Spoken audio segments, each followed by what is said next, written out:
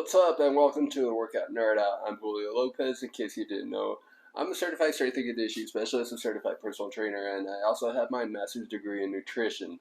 In today's episode, we're going to cover three topics. One is an article that's published on Healthline. It's entitled, "What's the Difference Between Weight Loss and Fat Loss?" These are two terms that are used interchangeably, and admittedly, I do that myself. And we're going to be discussing some of the differences between the two. Also, another article that was published by the same thing, the healthline.com. Does weightlifting help women with losing weight? And we're going to talk about some of the advantages and disadvantages for weight training. And finally, meal delivery services. This is a booming industry that has exploded, especially ever since the onset of the COVID pandemic. Let's get started. What's the difference between weight loss and fat loss? This is an article written by registered dietitian Gavin Vanderwall. Like I said earlier, weight loss and fat loss are used interchangeably, but they do mean different things. So with weight loss, you're not just discussing fat loss. To clarify, with weight loss, you're also talking about muscle being lost, lean mass, or bone density is reduced. When your bone density starts going down, your weight also goes down. So a woman with osteoporosis when she's 65 versus her 22-year-old self who didn't have osteoporosis, even if they carried the same amount of muscle and fat, the one with osteoporosis would obviously weigh less just because the bones aren't as dense as they once were when she was younger. And also, the amount of water that a person is carrying. So when you're dehydrated, obviously you're going to be weighing less than you did when you're at a healthy level. So if you follow MMA or wrestling, you may have heard of weight cutting. That basically means that the athlete dehydrates himself either through sauna or in a hot bathtub just to sweat out all the water that they can in order to be able to make weight. That is what's with fat loss is basically you're just looking at fat.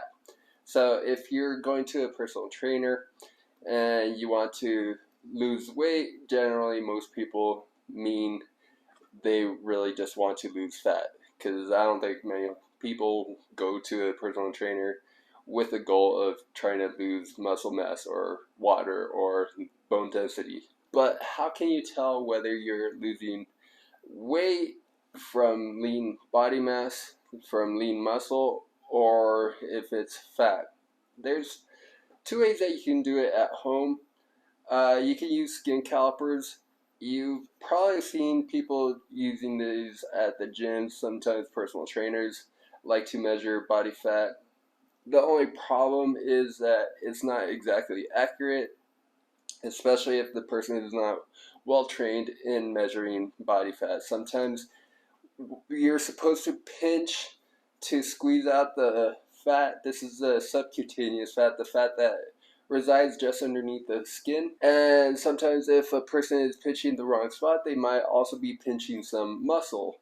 And when that happens, they're actually measuring a higher amount of fat than what a person is carrying.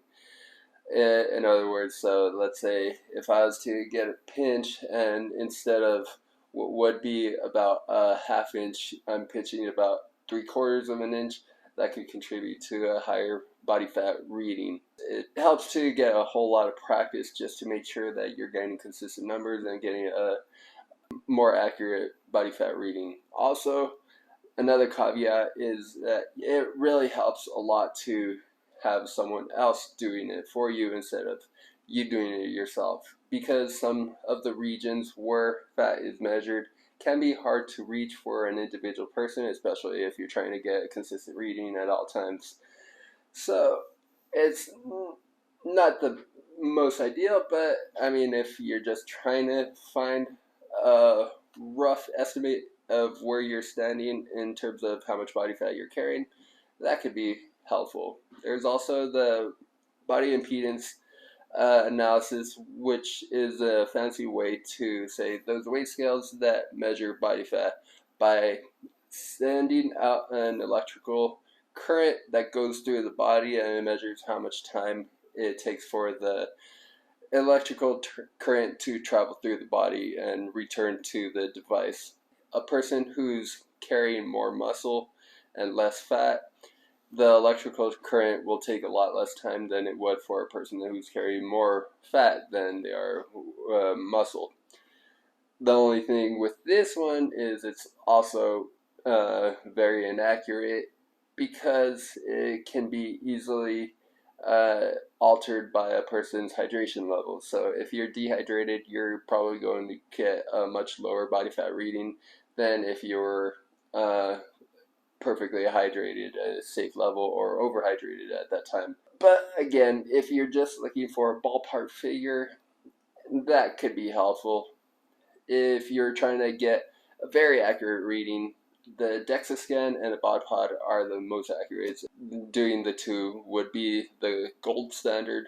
The only caveat with these two is that it does cost a lot of money to be able to do that, and not a whole lot of people have the time to be going to a clinic to have their body fat measured through Dexa or bod pod. So what I mean by Dexa is it's basically an X-ray that gets a full body X-ray, and they're able to measure how much fat, how much muscle you're carrying, and your bone density as well. So someone who's getting older, this can be very helpful just to make sure that they can track how much muscle and bone density they're carrying, and also in case they want to see how much fat they're carrying.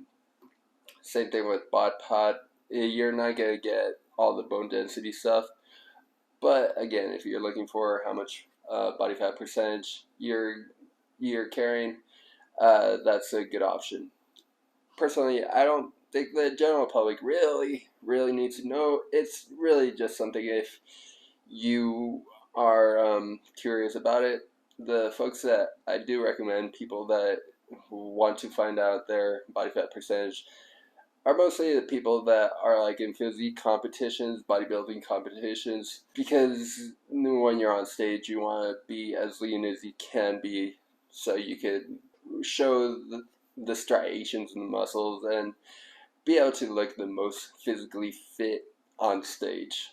And that's after weight cutting, of course. Like I said earlier, there's subcutaneous fat. That's what's measured when you're using skin calipers. That's, again, the fat that resides just underneath the skin. That's not the only kind of fat that you're carrying. There's also visceral fat.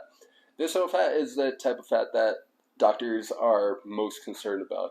A lot of long-term chronic weight-related illnesses are caused by visceral fat. This contributes to diabetes, high blood pressure, high cholesterol. And you can usually tell when someone is carrying visceral fat from the protruding gut.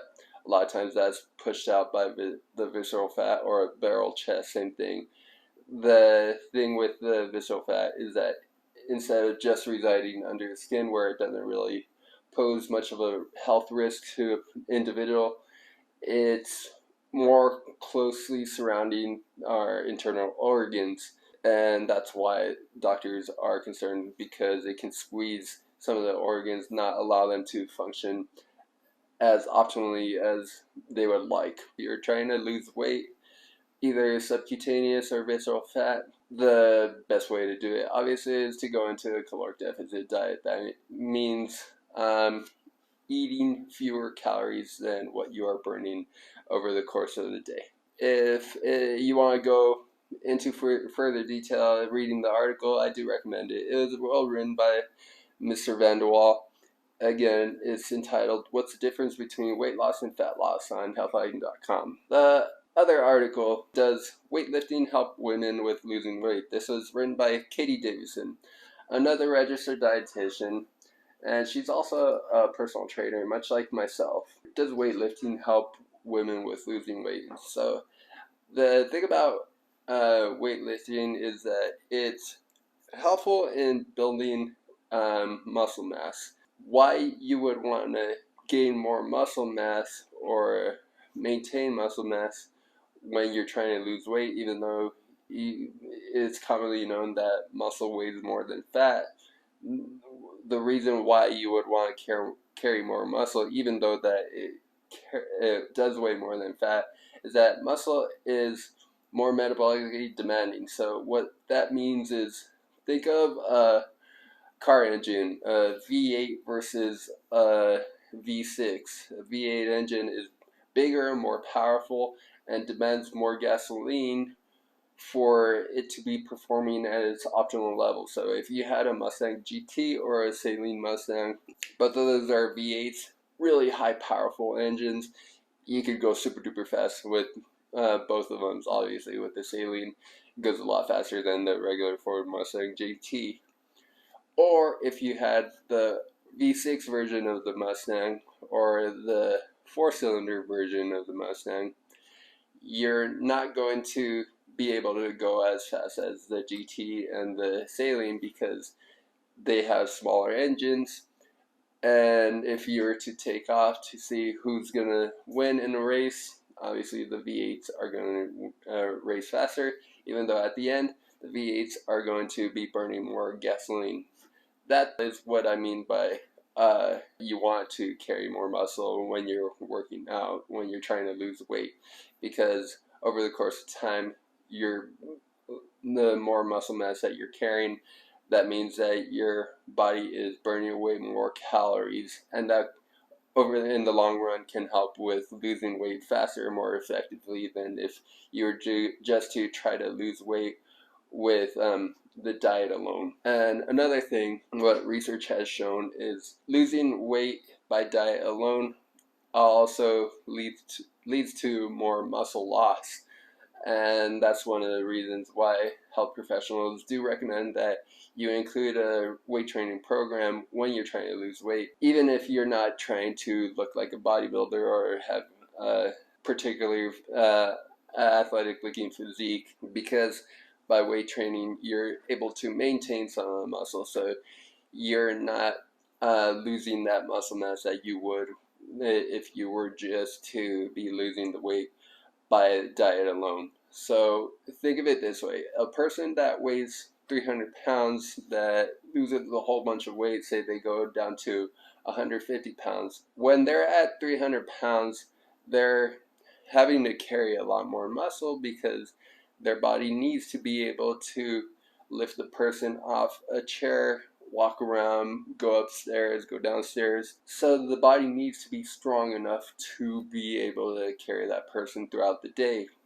When that person loses the weight, some of that muscle mass is lost because the individual doesn't need to carry nearly as much weight as they did when they weighed the 300 pounds as compared to when they went down to the 150 pounds. Even if you're weight training, though, the person that goes from 300 to 150 pounds, they're still going to be losing some of that muscle mass, regardless if they're weight training. This is something that's inevitable, but it's not necessarily a bad thing. It's just something that's going to happen. There's no way around it.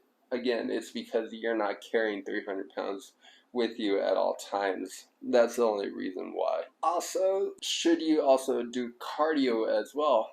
My opinion, I think that cardio should be done, and research also supports that cardio can also help with building muscle mass. So for example, there's a study that came out about 2 years ago where they looked at the physiological advantages of rowing, and what the researchers found was that rowing helps to build muscle mass in the slow twitch muscles. So a lot of people usually align slow twitch muscles with being smaller because those are the endurance muscles. So if you look at marathon runners or the long distance track runners, the ones that run the 3Ks or the 10K races in the Olympics, they're most of the times a lot leaner than the 100 meter and 200 meter sprinters. Even though if you're weight training, it usually works more of the type 2 muscles, the fast twitch muscles. Those are muscles that can be made to be a lot larger than the type 1 muscles by increasing muscle size with cardio such as rowing, increasing the type 1 muscle size, you can contribute to a larger overall muscle mass that you're carrying, muscle volume. So a person will be able to look like they're bigger and stronger if they were to include a rowing regimen into their workout routine. So there's something that you can consider. Along with that, you obviously have the health advantages from having done cardio. So if you're playing with your kids, you're not going to be getting as tired as you would if you were just weightlifting, because your heart will be able to pump out enough blood for the oxygen to support your muscles to function more optimally over a longer period of time. So again, that's a great thing about doing cardio when you're working out, whether you're trying to lose weight or if you're not. One of the biggest things that a lot of women fear about weight training is that they think that they're going to look big and buff after a while, or even right after they start weight training. This is nothing new. Back when I was a kid, I remember going to the Y. This was in the early 90s, and you'd always see all the women either on the treadmills or on the cardio equipment or in the aerobic classes, and the guys were always in the weight training side, because women were afraid that if they were to go into the weightlifting that they would get buff. Obviously, that's not going to happen because women do not carry nearly as much, do not produce nearly as much testosterone, which has an anabolic effect that can contribute to way more muscle growth than estrogen can. So, in short, a woman is not going to get all big and buff right away, and if she did, she would be making every single guy at the gym super jealous, because a lot of the guys that work out consistently, they've probably been doing it for years and years. And if they see a woman go in and right away she gets super big and buff, it's like, oh my god, I've been wasting all this time and she's like super buff and I'm not. That again, that's not going to happen. That's not reality. Finally, the big one, a huge risk factor towards women, especially after menopause, is osteopenia, the loss of bone mass, or osteoporosis. Obviously, this is further bone loss and loss in bone density, which can be life-threatening if a woman was to break a hip or make life a lot more difficult. By weight training, since you're carrying heavy weights, your body must adjust to that, and that's why it would induce the body to increase its bone density. Assuming that you're on a healthy diet, you're getting enough calcium and vitamin D, a woman would be able to reduce the risk of osteopenia or osteoporosis. So those are two. That's what I think are the big benefits to weight training for women. And finally, we have the meal delivery services. And back when the pandemic started in 2020, meal delivery services basically exploded. I remember hearing advertisements for Blue Apron and supporting podcasts. They usually would sponsor some of the podcasts that I would listen to. But when COVID happened and everybody was encouraged to stay at home and to stay away from people, people would try to find ways to stay away from others so they wouldn't be spreading the disease or getting the disease themselves. And this is where meal delivery services really exploded. There are great benefits for meal delivery services for several reasons, and there are also some caveats that might want to have some people pause before they invest in having a meal delivery service for themselves. Some people it's perfect for them, other people they might not be the best option. Let's break it down and see if it could fit for you, or if you would rather just continue doing what you're doing and continue to get your food from the grocery store. So first off, the obvious biggest strength for having the meals delivered to you is that you don't have to leave your house. So you don't have to get in your car, deal with traffic, deal with long lines at the grocery store, having to look for whatever foods you're looking for and to find out that they're all sold out or they're no longer stocking them. All those annoying little things that you hate about dealing with a grocery store, having a shopping cart ram into your car, seeing a new dent or a new scratch in your car. Those are the things that you don't have to deal with if you're getting your food delivered to you, because it's just coming right to your house. They're knocking on your door. Here's your food. Sign for it if that's how they do it. I'm pretty sure they do, because a lot of the food would have to be refrigerated or have it sitting there for you to pick up at your front door if it's non-perishable.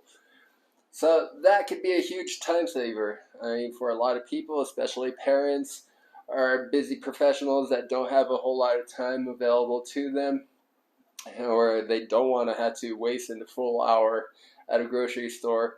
This is an option that could be a giant advantage for some people that would be most benefiting from food delivery services.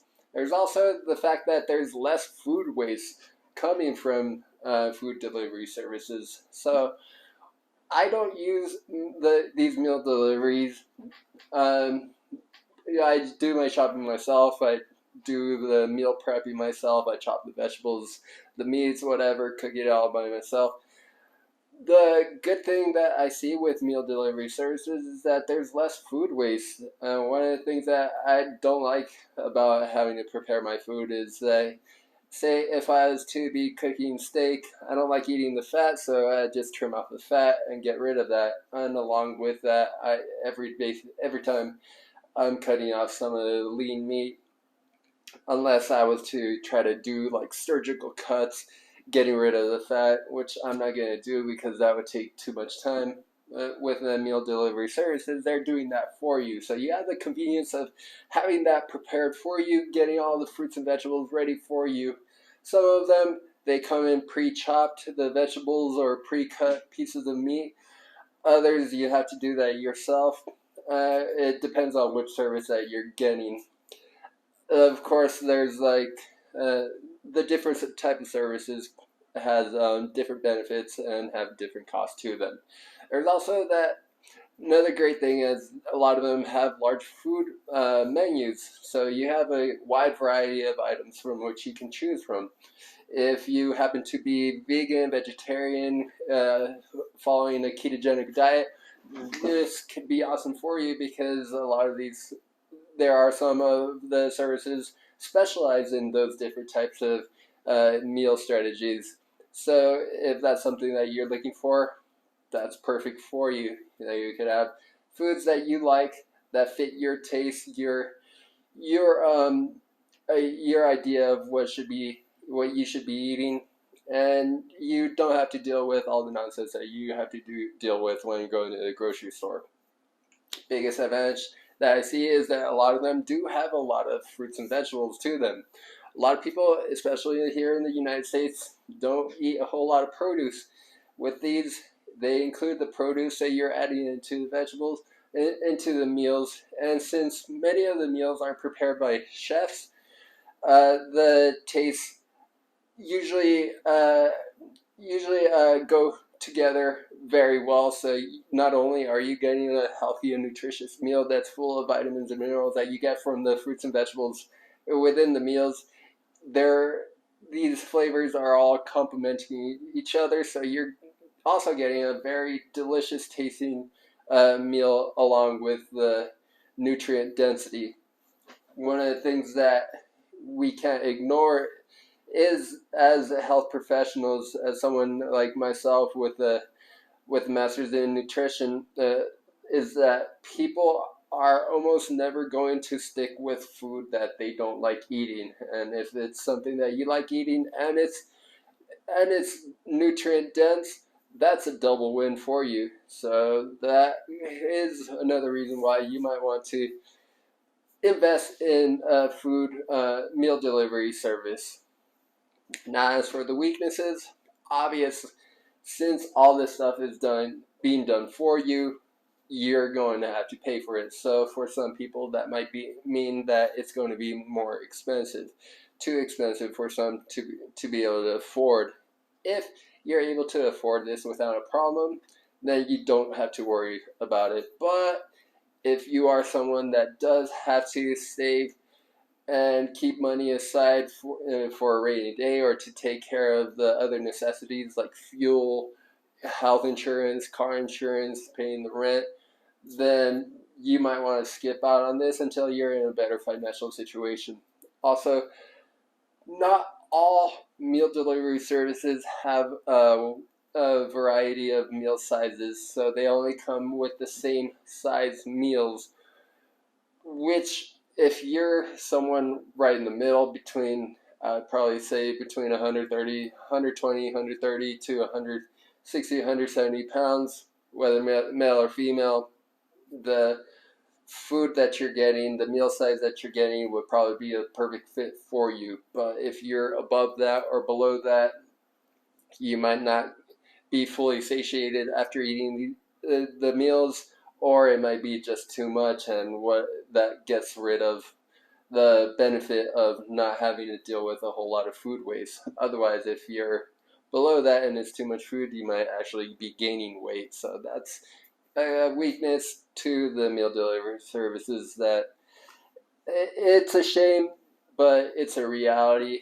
There are some companies that do have different options in the meal sizes, but not all companies offer this. If you do go with a company that does offer this, again, cost might be an added factor to that.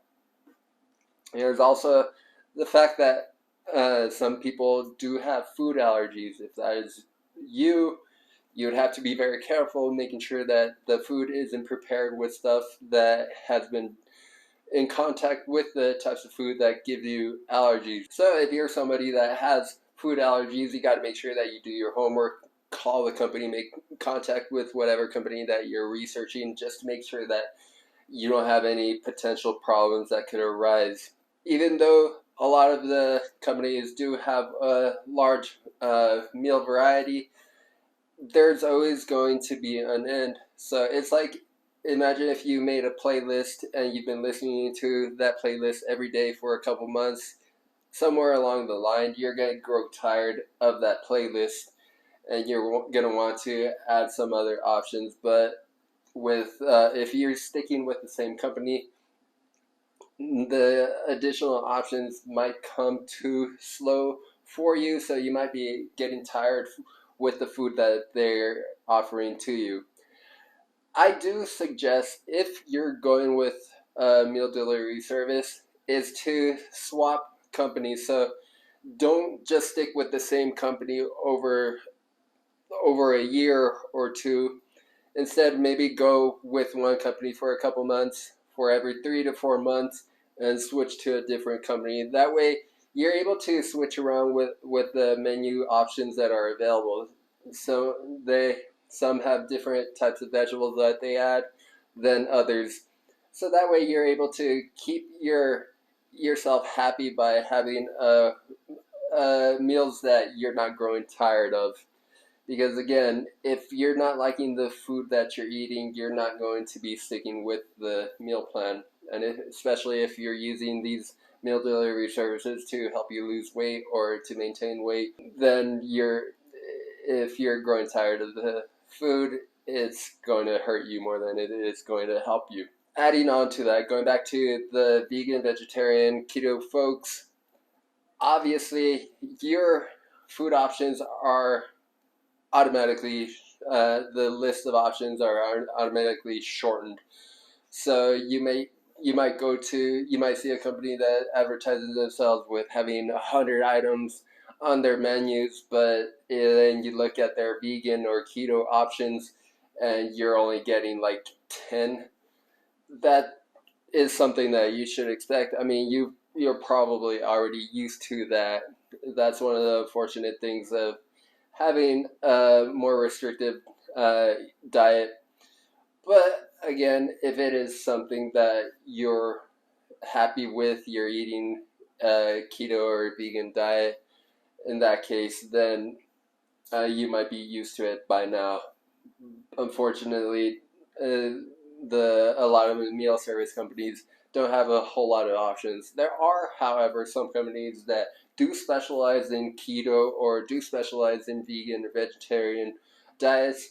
They might have more meals to their menus than a company like Blue Apron or HelloFresh. Again, those might actually end up being more expensive than the bigger ones. But again, if you're able to afford it, then have at it, go with it. If you're not already using a meal delivery service, do I recommend you using one? It depends. Like I said, if you're able to afford it, if it fits you, if you're someone that is annoyed with having to cook everything from scratch, dealing with all the excess food waste, then you might be the perfect candidate for a meal delivery service. The huge advantage to a lot of these companies is they often offer a free trial period, so that way you can try out the delivery without having to invest a whole lot of money into it. Some they might give you might have to put in a deposit, others will just offer you a free meal right off the bat, so that way you can try it out for yourself and see what it's like before you take the plunge and make the giant investment. So that does it for today. I hope you enjoyed today's episode. I hope you join us on the next one, and don't forget to hit that like and subscribe button.